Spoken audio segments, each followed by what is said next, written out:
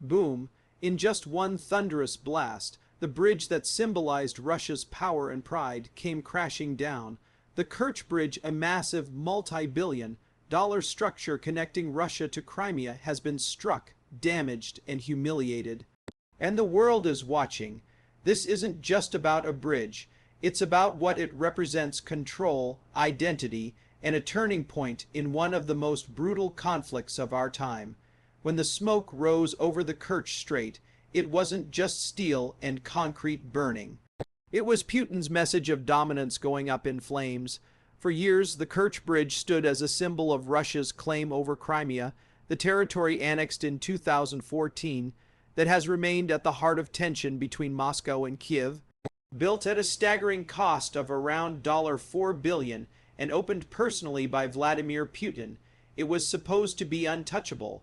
But in one precise and devastating strike, Ukraine proved that nothing under Russian control is truly safe.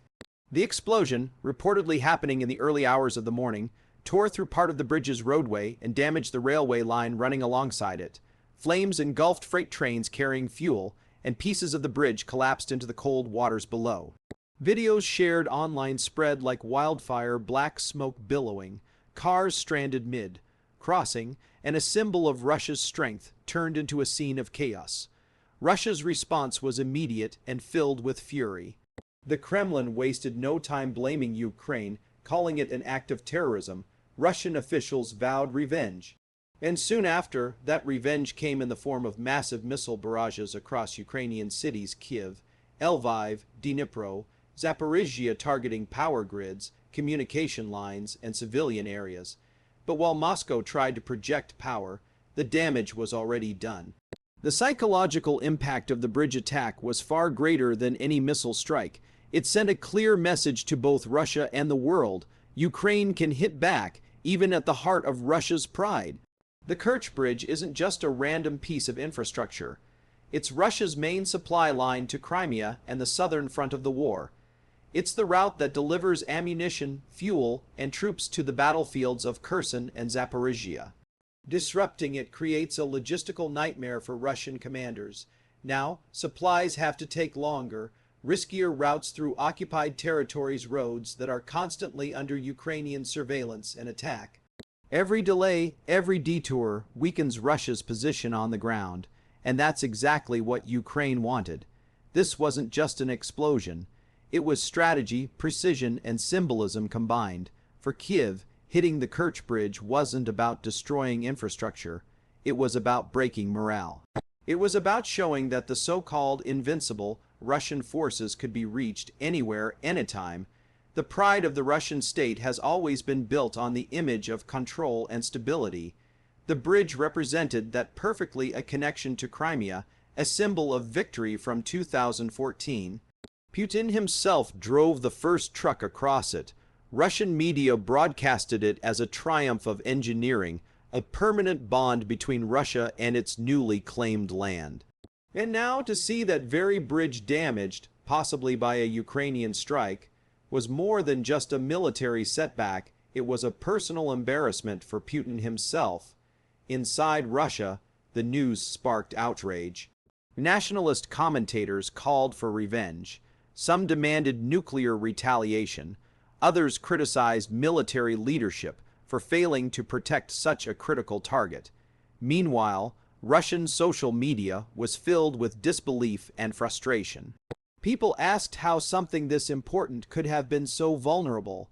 The cracks in Russia's narrative were beginning to show, and not just on the bridge. But in Ukraine, it was a different story entirely. The attack became a symbol of hope and resilience. Across cities and villages, people celebrated the strike as justice for months of suffering under missile attacks. Memes flooded social media, showing burning bridges and cheering soldiers. For Ukrainians, it wasn't just about destruction. It was about standing up to a bully and showing that even the biggest symbols of Russian power can fall. Military analysts around the world were quick to point out how significant this was. The Kerch Bridge is not easy to hit. It's heavily guarded, constantly monitored, and equipped with sophisticated defense systems. To pull off such an attack, whether it was through a drone, a truck bomb, or underwater explosives required exceptional intelligence and precision. It suggested Ukraine's growing capability to conduct deep, high-value strikes, possibly with advanced Western technology or detailed internal coordination. Of course, Russia tried to downplay the situation. Officials said only the roadway was slightly damaged and that repairs would be done quickly. But satellite images told a different story. Sections of the bridge were gone, flames were visible, and movement across it was halted for days. Even after partial repairs, the sense of vulnerability remained. Every driver crossing that bridge now knows it can be hit again anytime. This incident also carries global implications. Western allies saw it as a major psychological win for Ukraine. It demonstrated that despite Russia's larger military size, Ukraine's strategic precision could shift the balance of the war. On the other hand, China and other nations observing from the sidelines saw the limitations of Russian might a reminder that propaganda and pride cannot always cover up weaknesses. And then there's the emotional side. Imagine being one of the Russian soldiers stationed in Crimea, suddenly realizing that your main supply route, your lifeline, is gone. Or being a Ukrainian civilian who spent nights in bomb shelters, now seeing the bridge that fueled those attacks finally burning. For both sides, this event hit deeply, one as humiliation, the other as triumph. Russia's anger has only grown since the strike. They've intensified attacks on Ukraine's infrastructure, targeting energy systems to leave millions without power or heat.